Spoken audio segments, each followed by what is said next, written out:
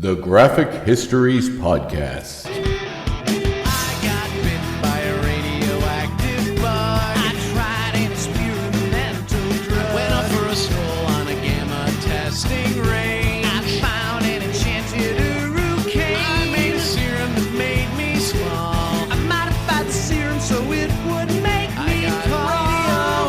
Radioactive isotope in my eyes. Dying alien helped me accessorize. I gained the proportion and strength of a spider.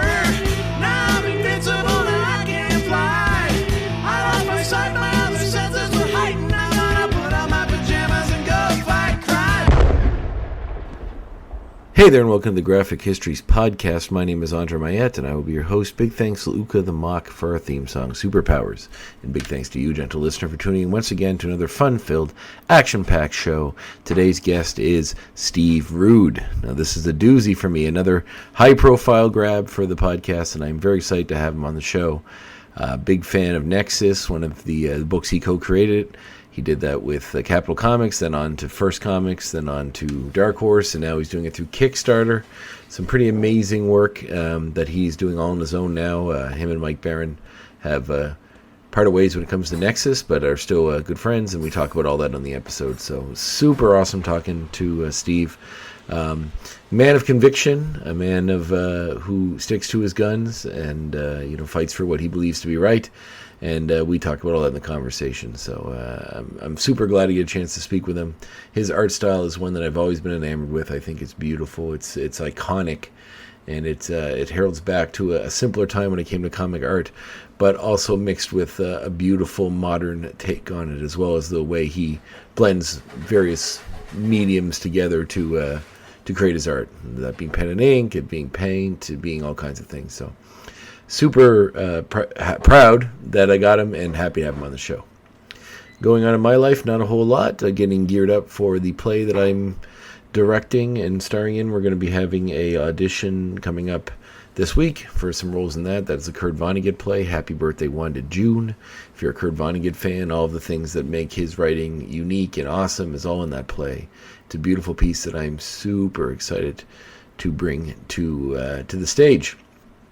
Also, I went and checked out the Barbie movie, which is becoming quite a source of disruption in the world, it seems. It seems like lines are being drawn in the sand whether Barbie should be watched or not. Personally, I loved it. I thought it was great. I think it's a very important movie for young girls and older women, for women of all types. I think it's a feminist movie. I think it's one that pokes fun of society and what the patriarchy has sort of wrought us. And I feel if you're not sensitive to those issues, it may not be the movie for you. But you know what you can do? Don't watch it. That's what you can do if you don't think you're going to like it. Don't watch it. And don't ruin it for anybody else either. Just go about your day and live your life. And don't ruin it for everyone else. I didn't go see the Paw Patrol movie because I realized that movie's probably not for me. But what I didn't do is go sit in the theater, watch it, and then bitch and complain on the internet about it all the time, thinking that it's an attack on all of masculinity. It's just a movie that speaks out to some fundamental issues we have in our society. So, but for those who want to see it, go see it. It's great. It's fantastic. It's full of laughs. It might bring a tear to your eye. And if you're sensitive to the issues of the modern day woman in our society, it's definitely the movie for you. All right. Well, without much further ado, I think we should get into my talk with Steve Rude, Steve the Dude Rude, as he is often called in a lot of his marketing and on a shirt he was wearing when we were talking. Great conversation. I'm super excited to hear it. He's got a Kickstarter out right now for the new Battle of Thune World Nexus book, which you should definitely check out. I'm going to be getting mine. You should get yours too. Get out there and do it. I'll include it in our socials. So in the meantime, you can do that. But now, right now, this very minute, you can listen to my conversation with Steve Rude.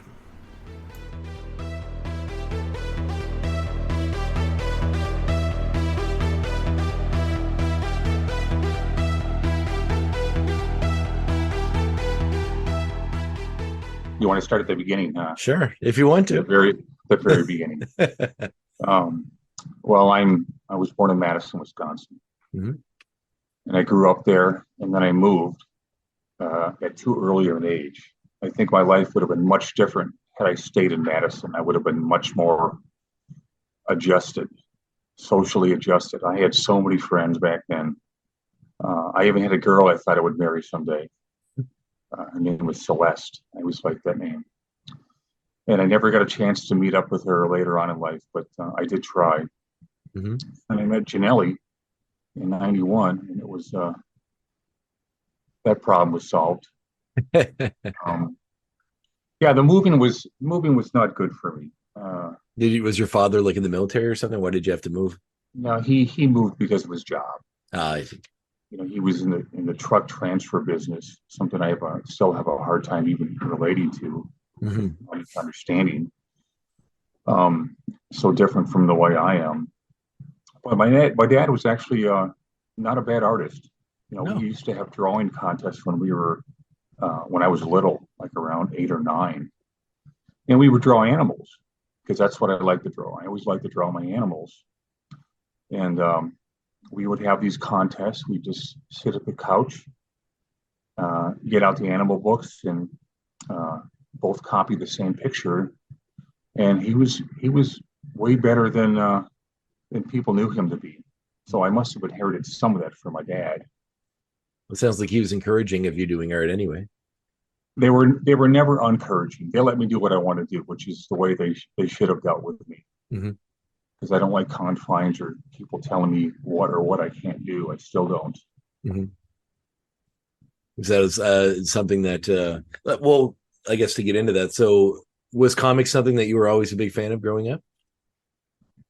No, I actually ended up reading a lot of my friend's comics. He would buy all these comic books when we were about 10 or so. Yeah, 10, 1966. And I was fascinated by him, and I would go over to his house, my friend's house, to read these things. And I remember vividly looking at Spiderman, the Romita Spidermans, and of course the Kirby books. And they were always thrilling to me. And I never knew later on that I'd take to them so much, but as the years went by, it became very clear that was the path I was meant to be on. So how did that manifest, I guess, as a kid? You did the drawing contest with your father and stuff like that, but were you getting into drawing your own comics and stuff around that time, or did that come? No, I never really drew my own comics because that was too much work. What I like to do was practice. I like to copy pictures from my favorite comics. And it was almost always a Jack Kirby comic. I just loved the dynamism of what he did. And because it was such a draw for me, so to speak, to engage in, that was the artist that I was always copying. So I kind of learned to draw from Jack Kirby. I find that I had a similar way. It was mostly drawing. I think it was Mark Bagley for me, just because the age range. But you hit certain artists that sort of resonate with you, and then you sort of study their work, whether you realize that's what you're doing or not. As a kid, I find anyway, it's kind of a similar path. So Mark Bagley was your one of your inspirations? Yeah, as a kid, yeah. I was big into Spider-Man, and I would read a lot of, around this time is when they had like overabundance of Spider-Man comics in the market. So it was right, yeah, that was 1980s, right? Yeah, might have been early 90s at this point. It was when there was like 4 ongoing Spider-Man books a month. So I was mostly reading all of those, and it was between Bagley, Sal Buscema, Tom Lyle, who I kind of caught a lot just because he was in the Spider-Man book. And I'm blanking on the last one, but there were quite a few of them at the time that were doing that. And did you read all of them? Did you collect all of them? I mean, I didn't have a ton of money as a kid, so I would pick up sporadic issues as I could here and there, and just try to study them as much as possible. Were they entertaining to you when you bought them? Yeah, I think so. I always found I would try to study, and even now, because I'm not like a major artist or anything, I just made some indie comics myself. And I like to do that sort of thing, but I usually would study like the motion itself. Like I found with Buscema, all of his punches were crazy. Like it was like it'd be like some wild wind up punch where the guy's flailing back, and I would kind of study how each one of them would approach action and try to ape that as much as possible. Bagley, I found the faces a lot. That was kind of what I heated a lot of faces. We're all kind of in tune to that, aren't we? Yeah. That's what. For some reason, particularly kids, we seem to get drawn in by that. I think it has to do with what they term the male power fantasy. I mean, every kid wants to be big and strong and be able to beat up bad guys, especially if you're being picked on, which I never was, but I knew people that were, and I didn't. I look back on it now, and I kind of wish I could go back in time, as a person I am now, and just thrash these bastards. As a kid who was picked on, I wish the same thing. Yeah, I look back at the things that went on in people's lives, and why there are people like bullies. And I don't understand it. I've never come close to really figuring it out. They must, I don't know, they must have some kind of a broiling violence in them from birth, or something that makes them want to hurt other people. I think it might be. Well, I think it might be related to even what you're saying about the power dynamic, right? As a kid, you want to be seen as. I think it's two sides of that coin. Like there are kids, the kids that take it towards the getting into superheroes and wanting to, to fight for right and justice and whatever. And there's others that kind of take that sort of impulse and go a negative way with it, saying that if people are scared of you, or people fear you, or you have some power over those people, that's some level of power in itself. I guess I can kind of see that, perverted as it is. But if you grow up to be an adult and you're still carrying on like that, that's where you end up in the slammer for the rest of your life. Yeah, or CEO of a major company. Yeah, either that or It tends to go one way or the other. I think it's just narrowed the scope.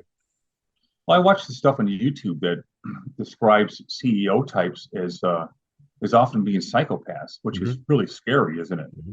Well, I think to get to that level, to get to a level of success on that magnitude, you generally have to step on a lot of people. And I feel like if that bothers you, as it would me, that would hinder you from succeeding in those sort of roles, and if you don't care about hurting others or stepping on them or exploiting people, the way that our society is kind of structured, you'll advance, and you'll advance pretty fast and well, as long as you don't mind who's caught up in what kind of blowback you leave behind. Well, this is a good thing coming up for me, because I've been working on this Nexus cartoon show for a long time, right? And if and when I get it, I'll be in charge of it. Excellent. So I can finally be the CEO or whatever. That's the anti-CEO of what most normal people do. If I see any clowning or picking or bullying going on, I'll deal with it right then and there. Yeah. And swiftly. Excellent. Cool. They won't get away with it on me. Well, it's interesting that I guess some of the themes that you discuss about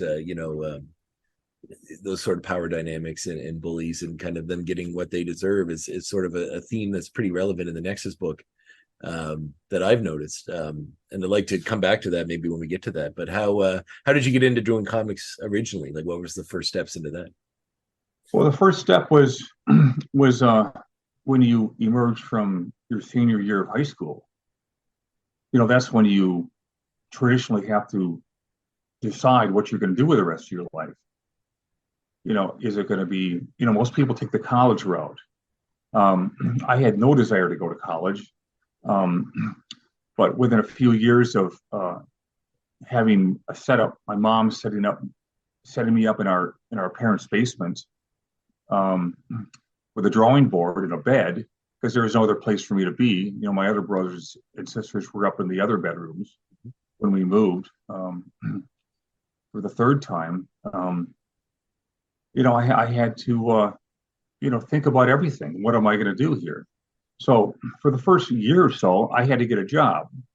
You got to get a job right away. So I found that, and I ended up working at this place, Pizza Hut, for the next 3.5 years. Oh, wow. But during that time, I would always be drawing, and I eventually went to art school during those 3.5 years, and I lasted 2 years at a 4-year college, and that was a great experience for me.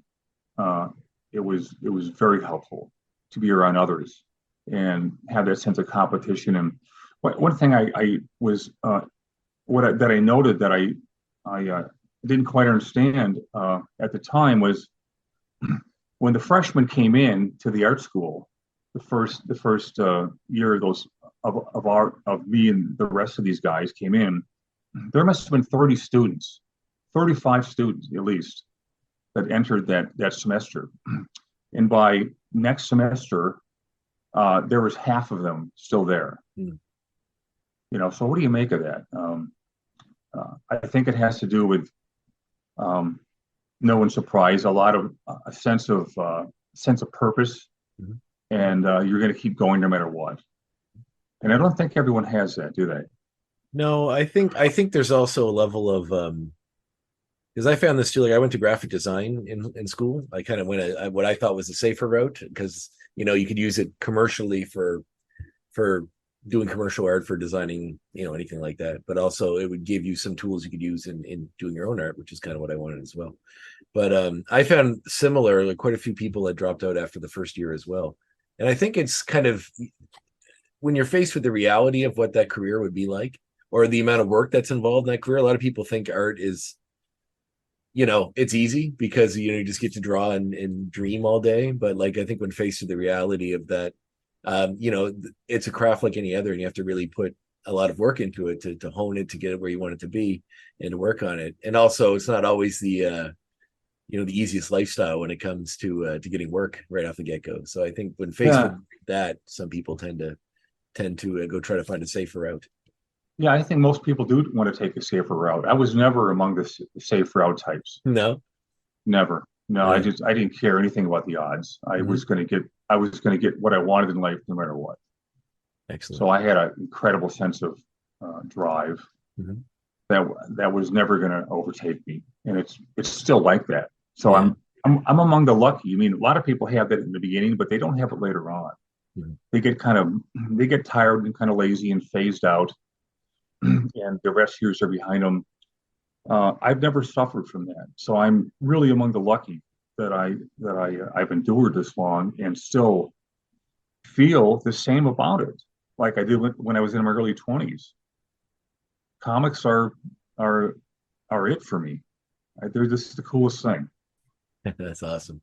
That's really cool. Well, you said that you don't normally fit into a box very well. You've never really been that way. No, was never. art school just sort of a little outside of the normal framework of an educational sort of institution that you could function within? One thing I knew I didn't want to do was go to a kind of a liberal arts college where you waste your time with the same things you didn't like in high school and proceed to flunk those as well. So I went right into an art school. You know, teach me how to draw. That's what I wanted. So why would I waste my time with anything else? So I entered that school, and it was a great experience. I worked really hard. I loved doing it. I didn't devote the same attention to all the classes, you know, because I had to work out a balance. And the things I liked, I worked hard at. But like, you know, putting together a frame for framing my canvas, you know, that wasn't my top priority. I remember doing it. I remember pulling it off. One of the things we had to do that I ended up thinking back and liking a lot because they made me learn it was we had to build a bridge, like a miniature bridge that could withstand a 5-pound weight on top of it. And I passed. And I was that's not something I would have ever thought would be in art school. But it was, and I'm very thankful that they had a rounded enough education that something like that would be included. But it was mainly figure drawing that I was interested in. Yeah. So what was the purpose of that particular exercise? Was it like to learn structure, like to actually, like how you would draw, I guess, a bridge based on how a bridge actually would work? It was to make sure the bridge didn't collapse when you put 5 pounds on it. So you had to know what you were doing a little bit. Yeah. And those are things I always slacked off on, you know, throughout my life. But I recall that fondly because I wasn't expecting to do something like that in a place where I was just trying to draw and illustrate better. So when you left school, did you get into the comic industry off the get-go, or was there a bit of a... God, I sure didn't. No, I still had years to go. Oh, really? Andre. Yeah. Well, that was after, college in Milwaukee.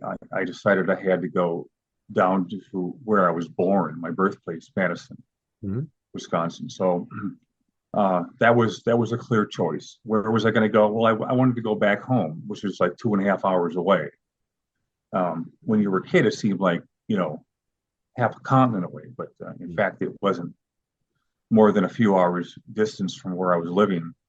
So I moved there permanently. One summer, it was after living at my mom and dad's house, saving money for the art school, and just uh, trying to remind myself of my goals. There came a time when I knew that I had to finally leave.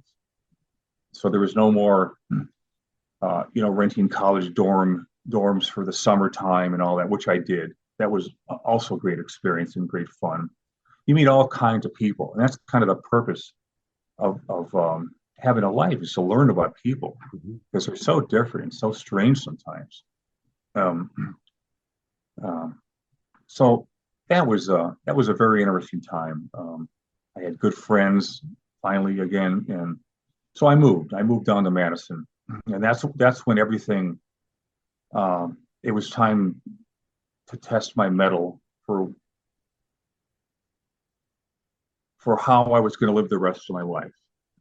So basically, it was moving from apartment to apartment, and finally ending up at the YMCA, the campus Y, and that's when things started to happen. That's when I really started to bear down, and it was also at that time uh, that I met Mike Barron. And at the time, he was working at an insurance company, and I was working uh, at a restaurant washing dishes, which is what you do at that age, early 20s, and also trying to get every art job I could get. So I knew my priorities, but I also knew I had to pay rent for the Y. So just like any other kid that age, you were doing what you had to do, and still keeping your mind on your goals. Yeah. Yeah. So what was that first interaction with Mike like? Was he just a friendship? You guys just clicked, well, we'll stay in the way? What I recall was Barron was very different than I. I was very I always had my emotions on my sleeve. Barron wasn't like that. He was kind of stoic in a lot of ways, very very studious and stoic, and he's still like that. People don't change over the years, and he hasn't. I haven't. Um, but we sat down. We made an appointment to meet at a certain place on the campus, and I remember it being a wonderful, warm, properly warm summer day. I think it was August, and I brought my portfolio, and we met up at the exact time we were supposed to meet, and I held out my drawings, and he thought they were just fine, and he gave me a script that he'd been working on called The Encyclopedia Salesman, and that ended up being the first thing we did together. I had done other comic projects, short stories with other friends of mine, because it was always something I wanted to try out. But when I met Barron, it was kind of fate dovetailing me at that very moment. Oh, that's very cool. So what was the process like? I guess, where did Nexus come from? Was that just something that you guys worked on together? Well, Nexus eventually evolved from the first time we worked on our first story, Encyclopedia Salesman. And Barron, in the meantime, was snooping around at Capital City Comics, the distributor, the local distributor of comics to comic shops and places like that. And he was meeting with the two guys that ran the distribution company, Capital Comics, and he kind of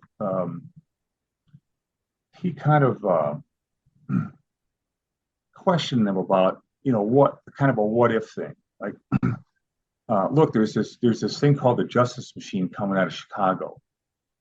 We'd never seen a comic book come out of nowhere like that didn't come from New York, but it was from Chicago. It was called the Justice Machine, and it was oversized and had a John Byrne cover. So They were the ones that started all this independent comic stuff, in my mind, in my life. So Baron suggested to these two guys at Capitol, have you ever thought about publishing your own comic line?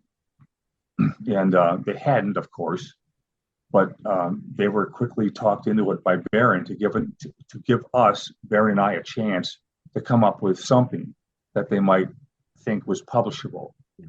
And Baron introduced, first of all, things that weren't commercial enough. And the guys at Capitol said, "Well, we need a superhero if we're gonna make this work." So that was when Baron's mind went to work, and he created Nexus. Nexus was not the name he originally came up with. That came actually much later. But we would get together. Baron would pick me up the Y and drive me to his place, about half-hour away, and we'd go in his apartment and start working on tissue paper to decide different kind of elements of his costume. And Baron came up with the visor and the lightning bolt, and I came up with everything else. That's interesting. It's funny that's the sort of genesis of that story, because I thought it was interesting, especially going back to reread it from the beginning. I was trying to track down some copies, and ended up just getting the omnibus version on Kindle, so I've been going through that. But it always seems the structure of the character itself and sort of the story, this sort of cosmic sort of equalizer, this sort of justice dealer sort of character. It sort of seemed interesting to me that like he has a costume, because it seems like why would he need one when I initially started reading the book? But it makes sense to me that you had to structure it as a superhero, and the costume had to be a part of that. So that has an interesting origin behind it. Baron and I were both not content with just doing the normal. He has a costume because he has a costume. It was something that was actually more of a uniform that pertained to the job he had to do. Yes, he had to protect himself from particle beam feedback, and just be invulnerable enough to withstand the temperatures of freezing space. The glove idea came from me because I thought if a guy is going to fire these particle beam blasts, he's going to have a fingerless glove.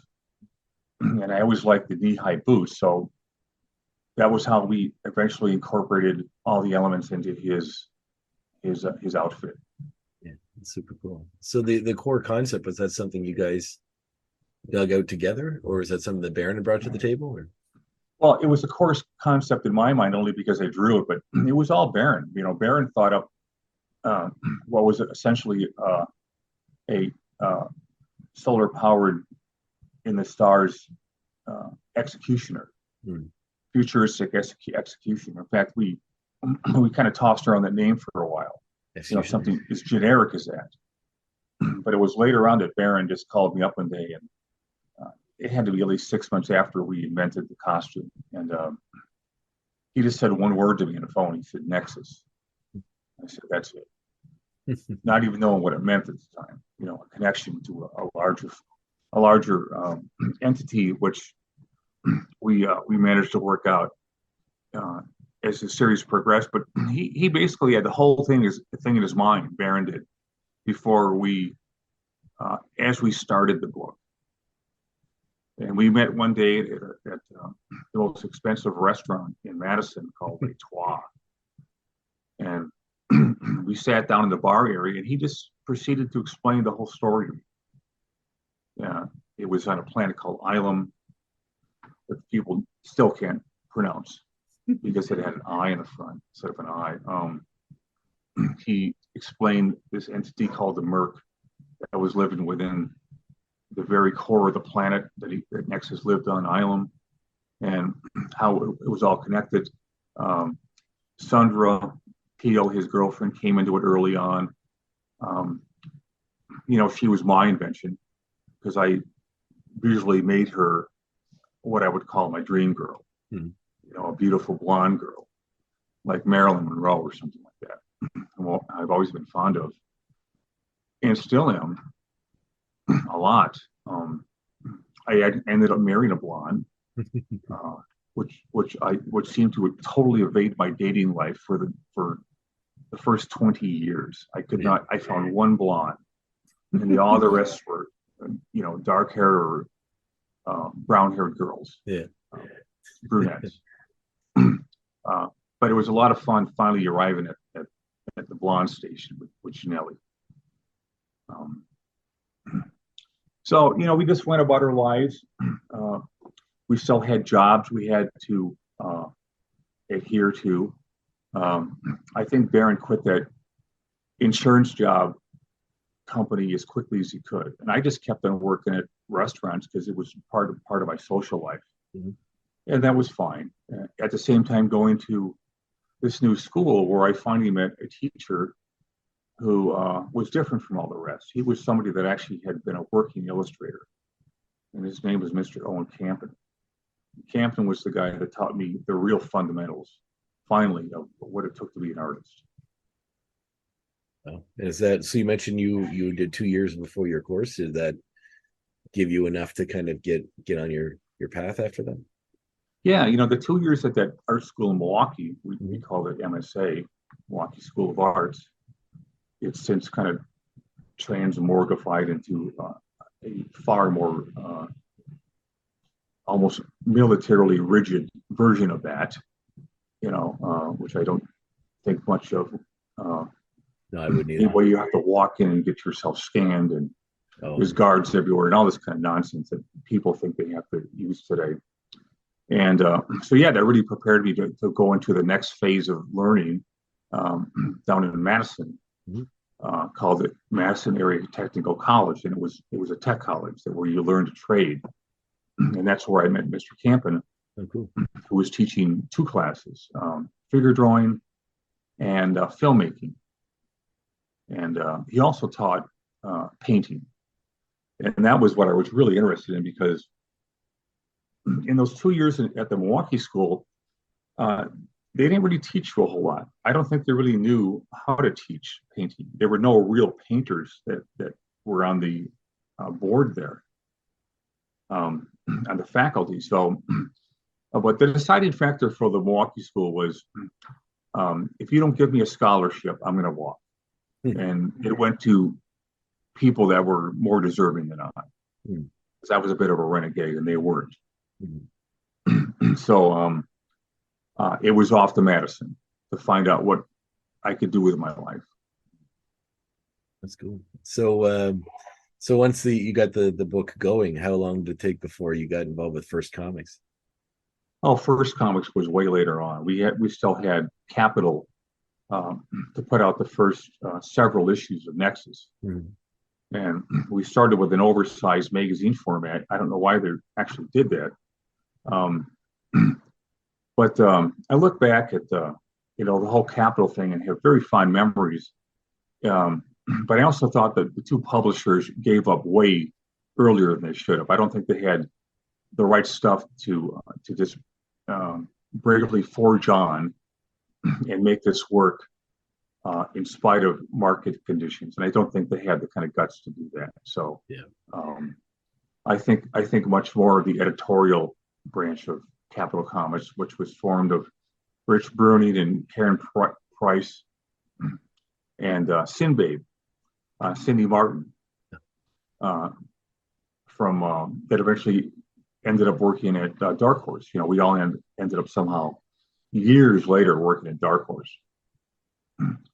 But that was the core group, and I would go up there. They were located right off the Capitol. Madison is the capital of Wisconsin, so I would go up there, and that was I just remember those being just incredibly fun days. Everything was new, everything was different, as new things tend to be, and my social life was again formed around the people you work with, like most people. And I dated all the girls I could find, and I also had my friends from childhood to go back to. So that was really an important thing that happened to me, was to return to that area where all my original friends were. So it was just a wonderful time to be young and searching for things that were going to get you somewhere in life. Well, one thing I keep coming back to, especially while looking at the book itself or the original books and rereading them, is the sort of concept of cosmic justice in a way that, like, perhaps was that an answer to maybe something that you and perhaps Mike and perhaps yourself were feeling, as well as, like, as far as on like a karma level, like, you feel like there is, like, justice isn't particularly served in the world as it should be, and that creating a character that sort of ekes it out on a cosmic level might be sort of an answer to that, or at least some kind of that's exactly how we thought about it. Really? After all these passing years, I've discovered so many things that should be corrupt that are, there's even less amount of justice than I ever thought there was when I was in my 20s. It's just horrific and egregious.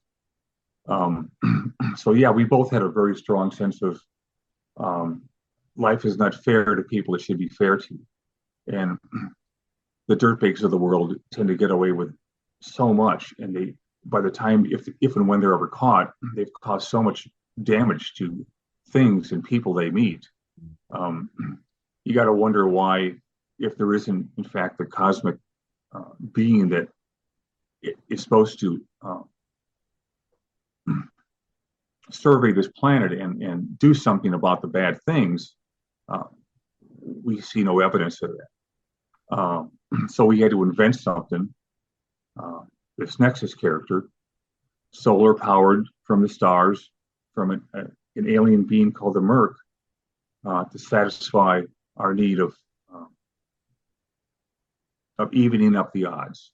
Yeah, no, that's very cool. And as someone who personally feels that, likewise, like you, that there's seemingly very little justice in the world, I think some part of you has to sort of believe that on a cosmic scale it will even out, because that's the only way you can sort of allow yourself to accept that these people, are allowed to do what they do and get away with it. That somehow it'll weaken out cosmically somehow. People have tried to explain the actions of rotten people since forever. And we know as much as we do, but there's still so much we don't know of why these people are. We know their symptoms. We know that they're without a conscience. That's how psychopaths are described and diagnosed. So you have to be conscienceless to be a psychopath, and that's been proven out many times by people we've gained knowledge from after being caught.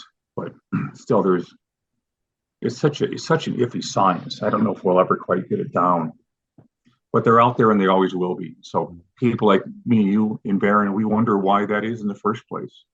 Well, it's interesting that that's a theme that's kind of run through Baron's work and yourself too, just because he went on to do Punisher and stuff, which is also a similar designed concept of the people that can work outside the system getting the justice they deserve from some. Yeah, I think that's what most comics were invented for in the first place. I suppose so. Yeah, I guess it boils down on a very.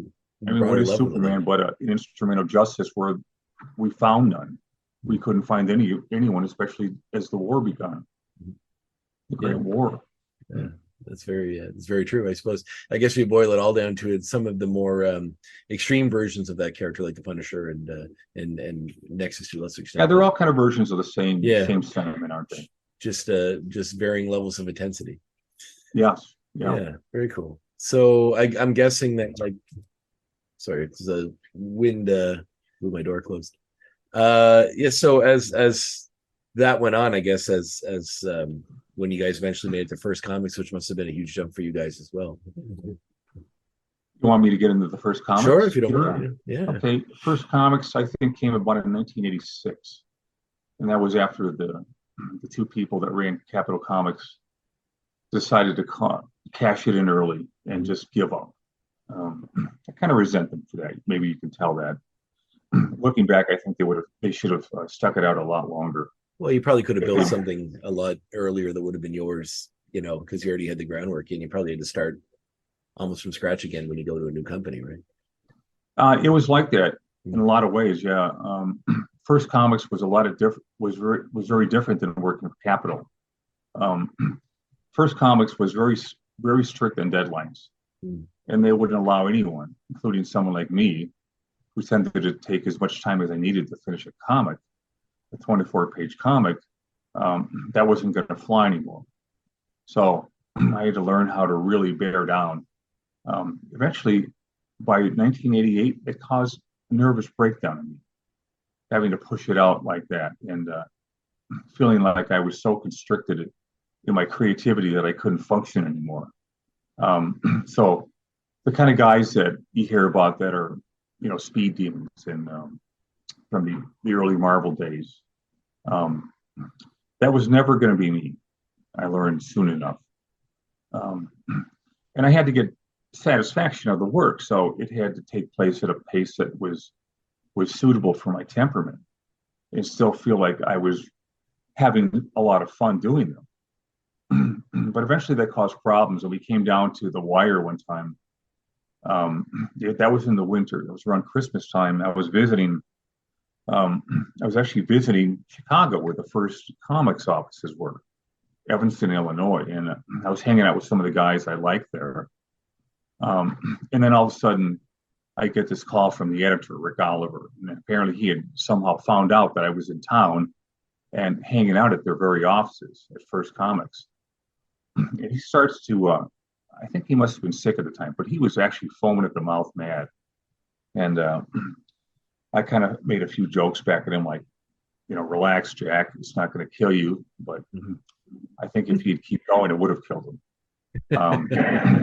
But he was screaming at me because it looked like I was going to be the one to finally bust the dam as far as making their deadlines, and so they could never claim that we missed a deadline at First Comics. Well, I was threatening to be that guy, and so that was the time that is often talked about with the fan press, I guess, where I had to go home and think how I was going to solve this problem of always being barely making my deadlines.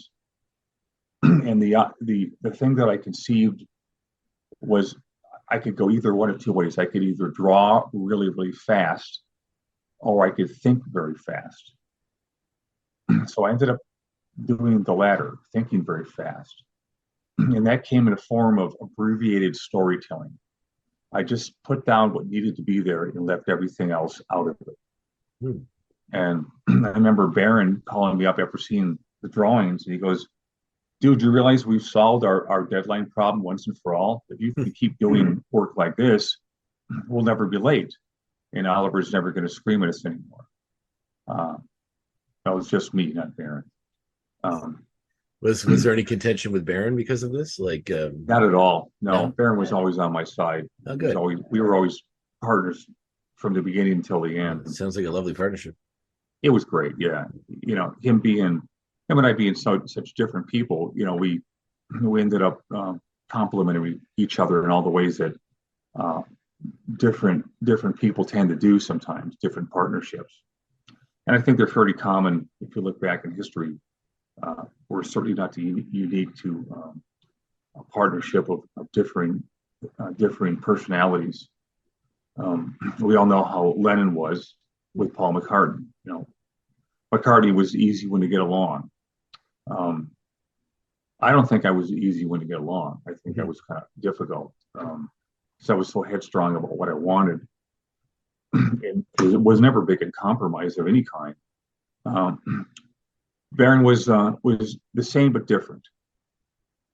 So we always worked together, and we always got along great. But that particular day at First Comics and near Christmas time, I think that was 1987, was kind of a turning point for me. Well, so after that sort of, you kind of got that part narrowed down, I guess. It got your art simplified to, or sorry, your thinking simplified to a level that you could get your art on the same page.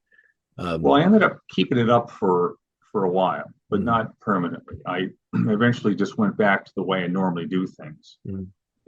Putting as much in there as I needed to feel like I'd done my job well. Yeah. Well, there's a weird marriage of art, and especially when art's a business. Art's always connected somehow to a business.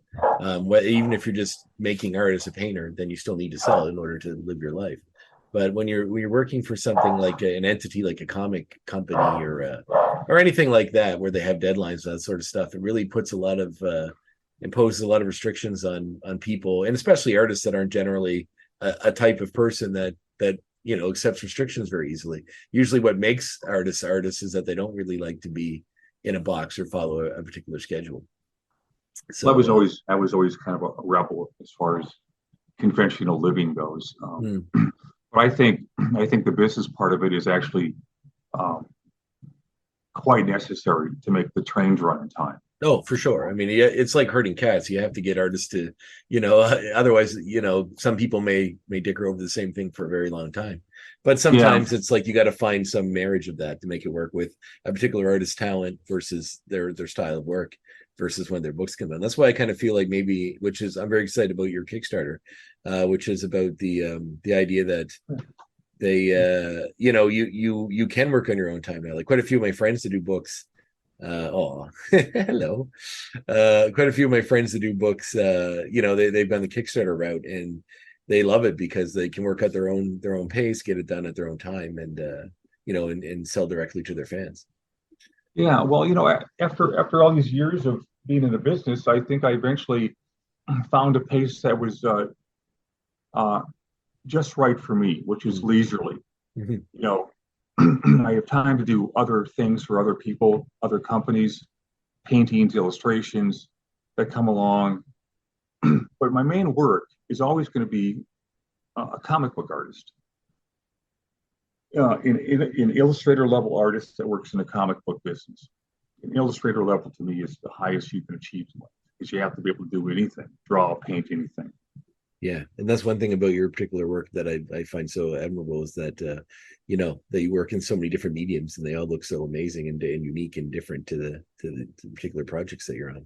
Yeah, well, thank you. That's my playground. That's an artist's playground. Is all the different mediums. Why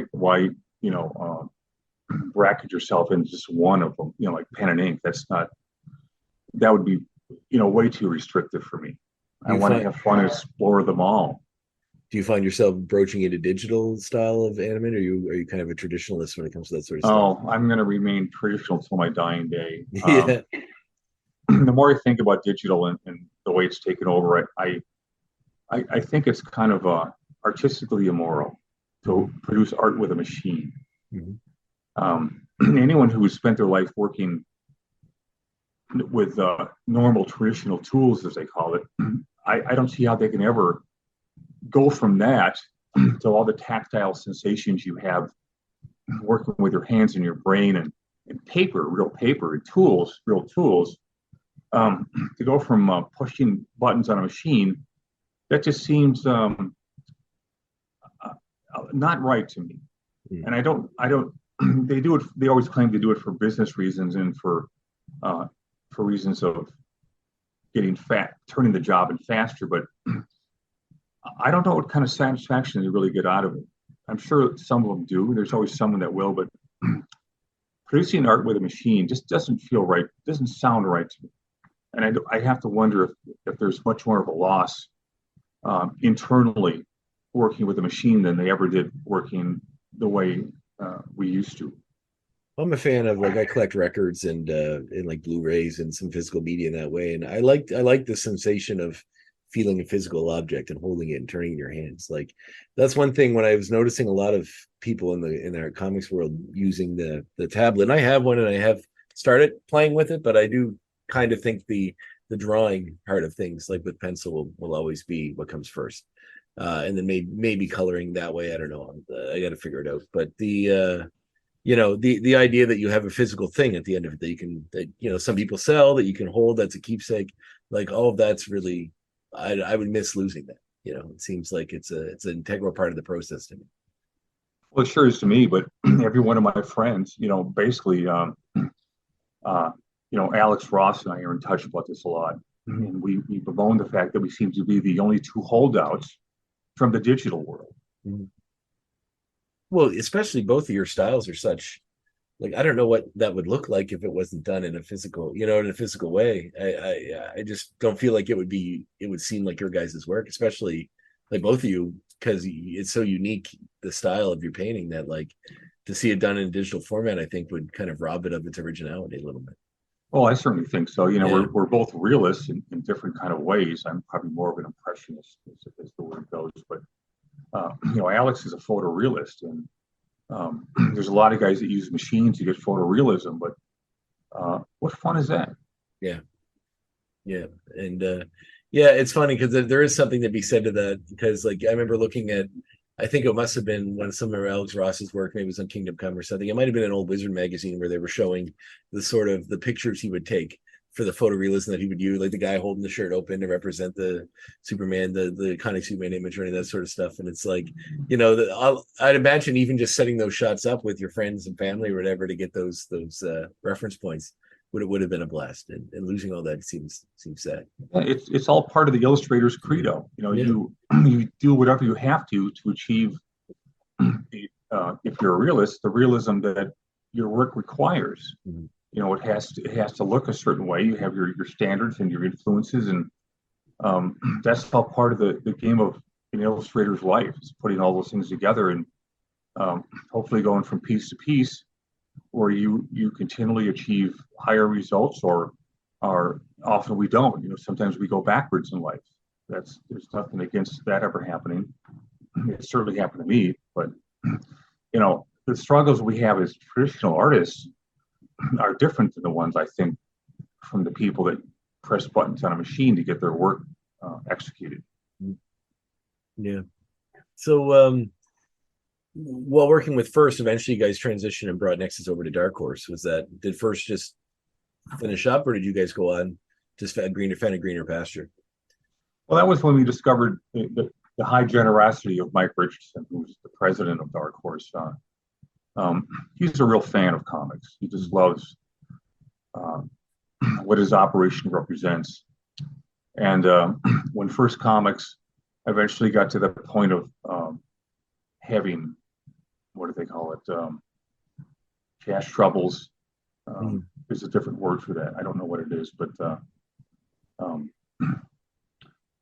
cash hungry situations. They couldn't quite keep that working.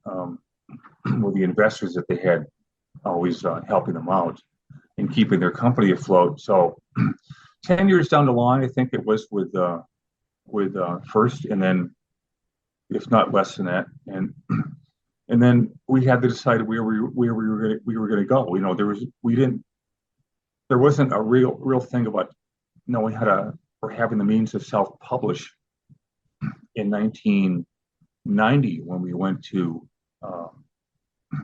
Dark Horse. So the thinking was you'd have to get a company to back you, and that was when Mike Richardson swooped in and grabbed Nexus and did something that no one had ever done before. He returned the rights to us.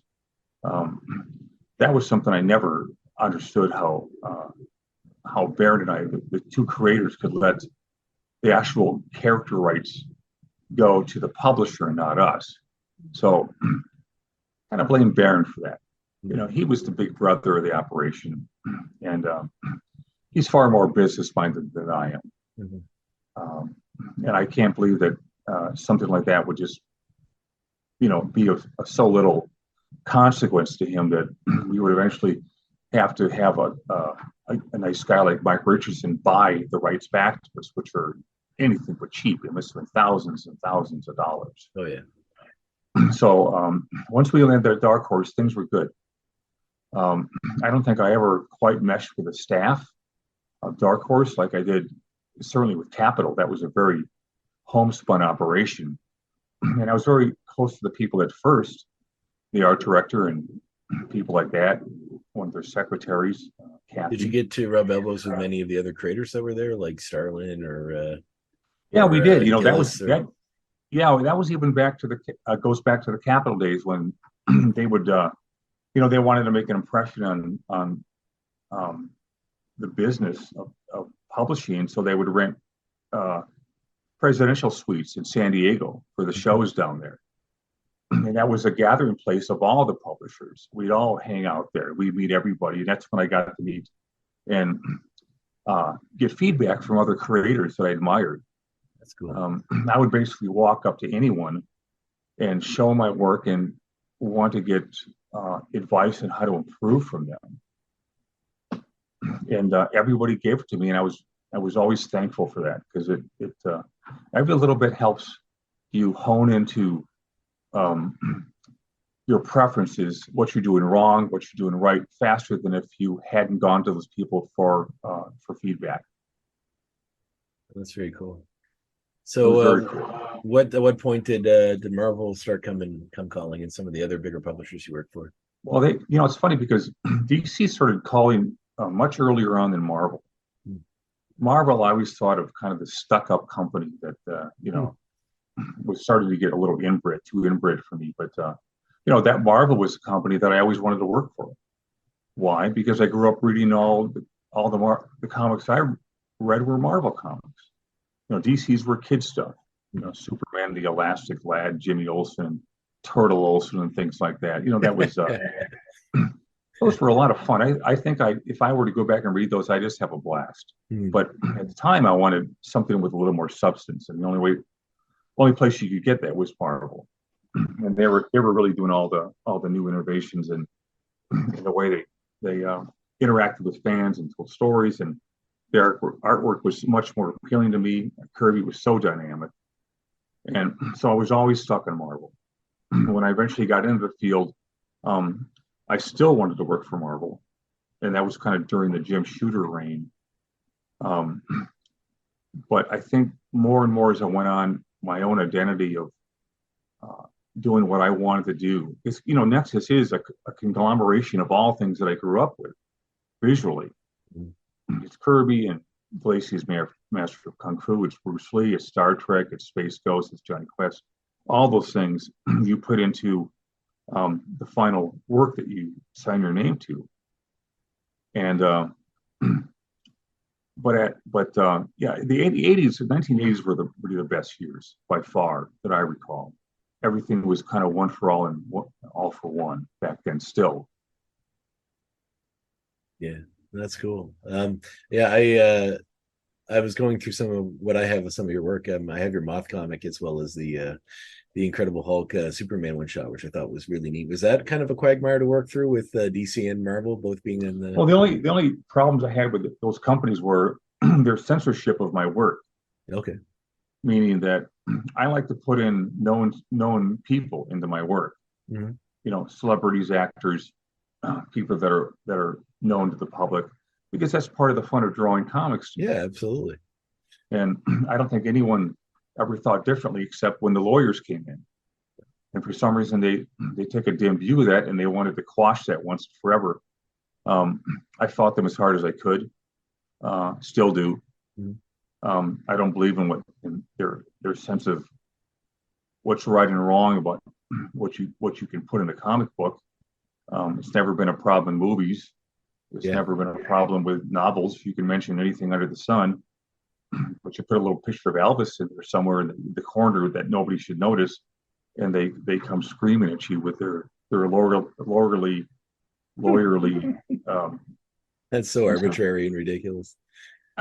It's always been like that to me, and there's nothing that can ever say to convince me otherwise. It's just a big silly ploy that people in the legal business like to perpetrate to take the fun out of doing what should be a lot of fun. Yeah, and I think a lot of it is probably just to justify themselves, their own existence, because they need to, to find something that they can find to fight some battle for you or for someone. Except they're not fighting battle for me; they're fighting against me. Yeah, I meant for whatever not for you, but probably for the overarching conglomerate that's hired them or whatever. It's just it's pretty ridiculous. But I sure think it is. And it made it known pretty clear to people at DC and Marvel. Well, you're a man of conviction, and that's something that I definitely think bleeds through in your work as well. So that's why it's cool getting a chance to talk to you and seeing how sort of artistically the threads I noticed through the art kind of bleed out of the person themselves. So that's really neat. Yeah, well, I'm glad to hear that. I'm certainly a person of ideals. That if you don't live by them, what really are you? If you're not your ideals of behavior in life, what do you really have? You don't have much of anything, if you ask me. So if you know something that you believe is wrong, you make it clear to people that are trying to oppose you that you're not gonna buckle and give into it. So if you ask certain people that I work with at Marvel, they'll tell you that I'm a troublemaker. That's a way like that. That just means you're so like that word is so general. It's because you don't get any sort of context when you label someone a troublemaker. You can say someone causes trouble, but when it's because they're standing up for something they believe in, that's a whole lot different than just someone who's a contrarian for the sake of it or likes to cause conflict. Yeah, I can give you more examples along that line.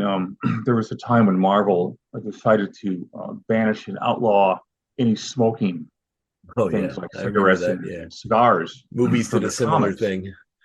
Yeah, I thought that was just cowardly and despicable. So if you notice that anytime you see somebody smoking something, cigar or whatever, in my books, it's kind of a slap in the face to Marvel, giving me that dictum a long time ago.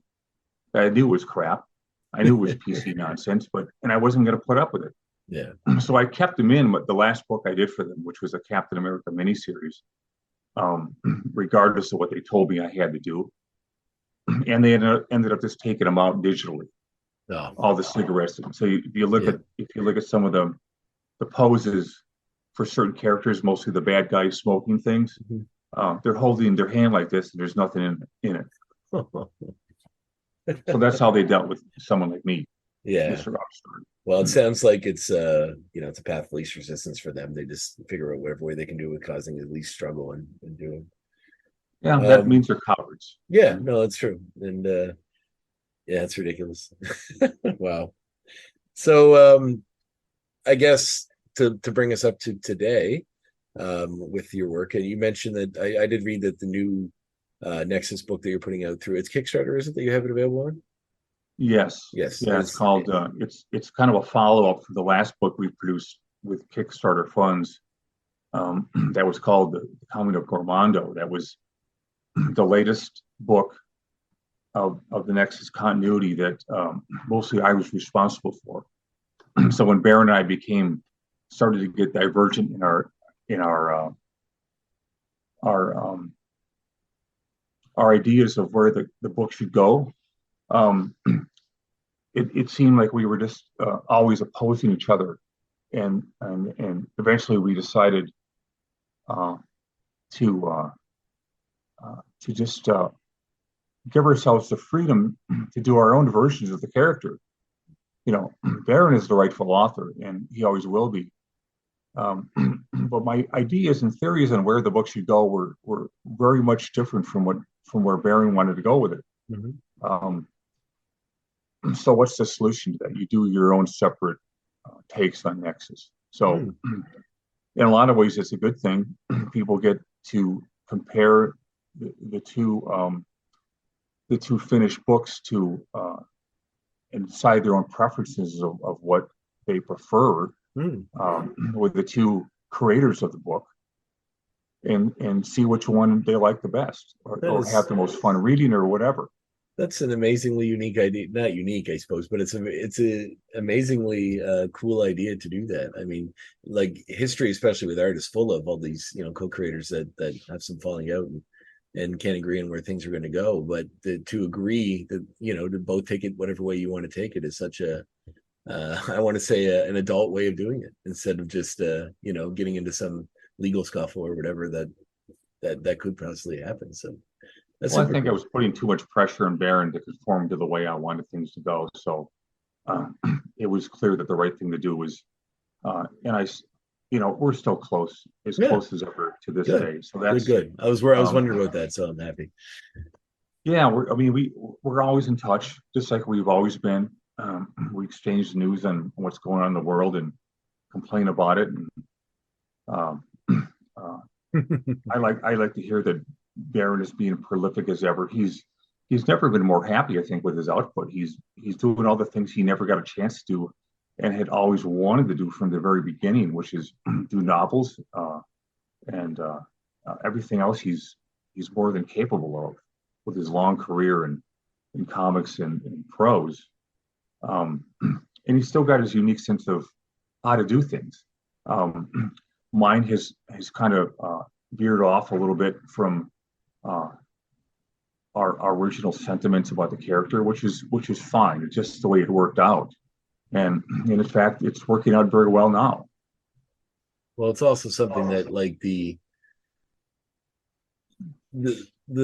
themes and where the stories go when you're younger compared to like, as you get older, you kind of change a little bit, not necessarily in your behaviors, but you change in your sort of view of the world sometimes. And obviously a character that's been with you guys as long as it has been, the way that you want his story to go there's, of course it would diverge because you're both probably quite different people as far as worldview goes. We actually have very similar worldviews.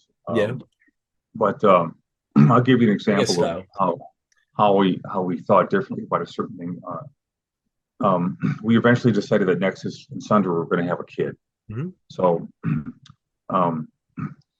Baron wanted to advance his age exponentially fast.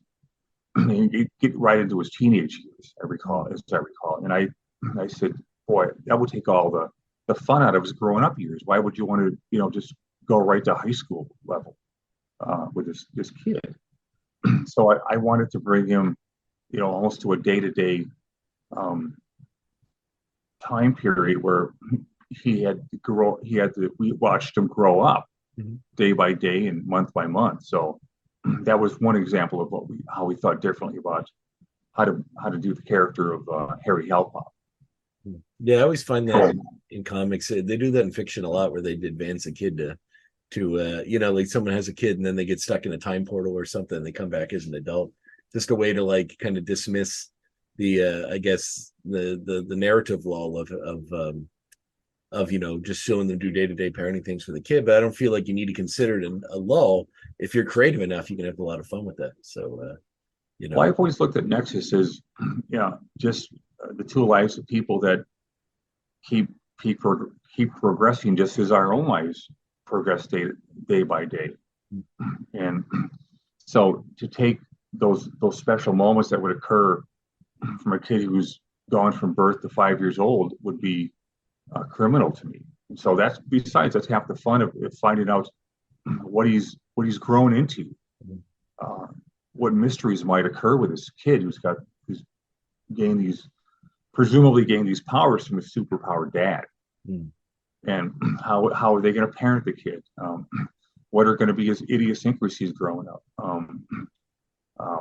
So we had very divergent views on that. This is one example. So, but now the books that you see coming up for me are all mine. I'm writing and drawing them, as well as lettering on the page, which I'm continually trying to improve because I make so many mistakes when I letter. That is a skill that is incredibly difficult. I'm not sure if you're familiar with Troy Little. He's a friend of mine. He does cartoonist work.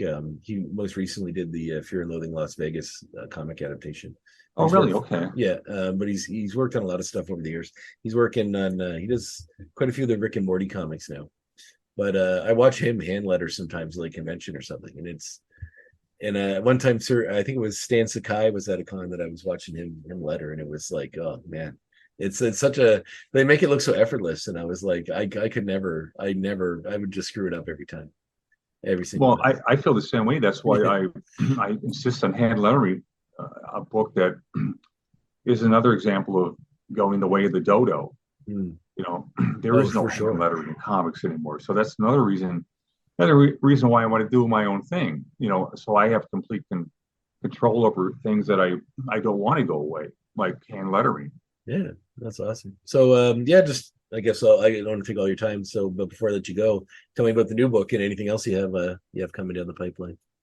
Well, I can very briefly tell you that the rest of my life is going to be devoted to stories of Nexus. All right, awesome.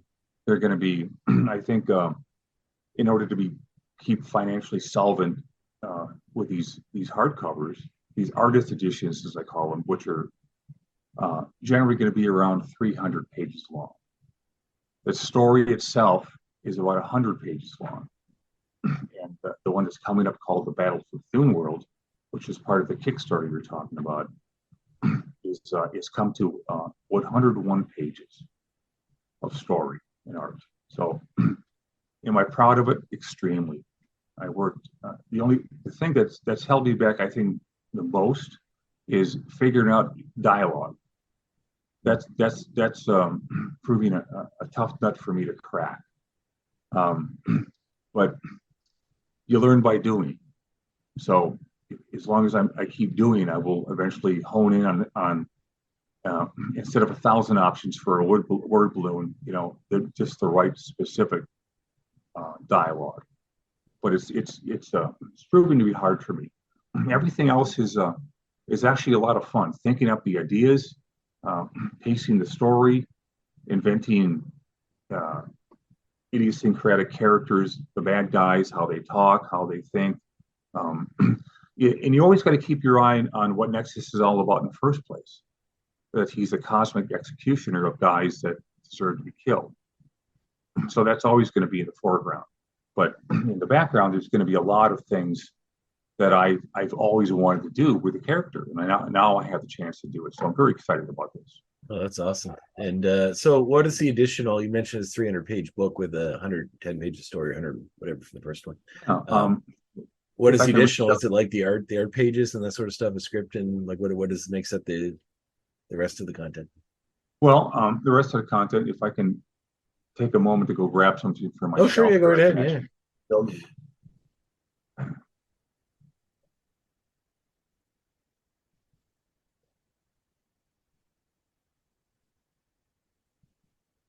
So what I'm showing you right now is the actual format. Oh my God, that's beautiful. That's huge. I think it's just stunningly beautiful. I'm so proud of this work, and I've often mentioned to people that I consider it the apex of my career in what's contained in this huge artist volume of the latest Nexus story. It reminds me of those artist editions you buy in the stores with the like that. Yeah.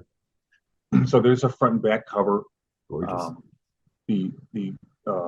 The cost involved in making these things is tremendous, but that's what hopefully Kickstarters are for. And we certainly have our share of devoted fans that will help out as needed. But it kind of goes like this right here. If I can back up a little bit. Yeah. This is what the book looks like on the inside. That's the actual story that takes place in this book right here. Oh, gorgeous. So the story goes on for a long, long time. You get the pencils. Oh, man.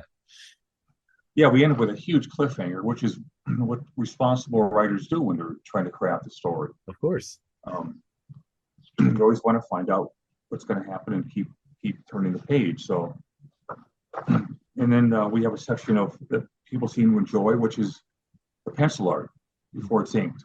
That's awesome. I'm a big fan of those collector's editions you can buy that have the artist editions with all that stuff. For that reason, you can see all the original art and all the changes they made and the corrections. Yeah, exactly. So we decided that that's something I wanted to do within the book. And from the pencils, we go naturally to.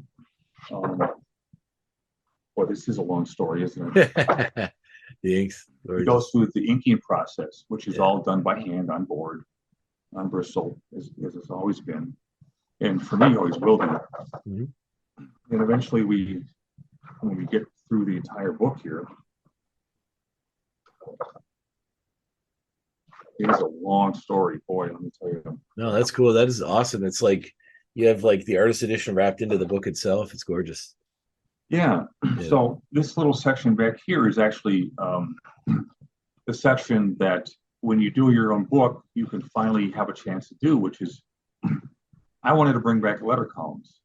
Oh, cool. I wanted to bring back articles on how we do this stuff. Tell-all articles about behind the scenes. I wanted to bring back the moth in these volumes, so we're going to be doing that. Double the work for me, but it's all in the name of. I love the design of that character. It's so cool. So we actually have a new story going. These are some of the pages that are going to carry on after the next story is in the book. So it's going to be a backup feature, as they call it. And we've got things on how I illustrate. I did actual painted story, Nexus painted story that Baron and I did, which was just great. We had so much fun doing this. Hillary Clinton and Edward Kennedy made guest appearances, and I showed the photo reference taken, how I ended up finishing the thing after 7 months of toil. We have industry testimonies going on, people that we think highly of reading the book. Some of the convention period appearances I've done in different countries, and the people I've met. And we have, for me, this is actually, we're getting to a section here where I show people how I illustrate. Oh, that's gorgeous. Tools I use and how it goes step by step. I think people are always interested in that. Oh, for sure. And Baron's got a few articles here too. And I want him to make sure he gets into the next volume as well. So this article here is from Script to Screen, how Baron composes a story. This is my take on the art of storytelling and how I think it should be done, and the examples I've had from the past that have shown me the way. Letter column going on here. A lot of comments from industry professionals. So it's just a lot of fun. Yeah, that's gorgeous. I mean, what a beautiful isn't that what edition. Stan once said about comics are supposed to be? It's fun. Yeah, and I think some people I'm lose. trying to bring the fun back. Yeah, that's awesome. Well, that's beautiful stuff. Well, I can't thank you enough for your time, Steve. It's been a real joy having you on the show, and it's been an honor talking to you as well. So I'm very much looking forward to that book. You can count yourself with another Kickstarter, because I'll be doing that right away. Yeah, wish me luck in that. You know, we don't tend to make as much as other people I would like to sometimes. Mm-hmm. But you know, you do what you can to make people aware that this is how you sustain yourself. This is how you pay for your house and all those other things. Is by the donations of fans, so you can be free to do the work that you are here to do in the first place. And it's beautiful work, and it's incredibly, it's not that expensive for the insane amount of quality you're getting. So it's amazing. I'll definitely put a link for this out there as well to get as many people as I can to get eyes on it. If we ever recoup costs, we'll be happy enough. That's enough for us. Well, I foresee that happening for sure. But anyway, thanks again, Steve. It's been a real honor. I appreciate that very much. Right. Thank you, Andre. Have a great day. Okay, bye-bye.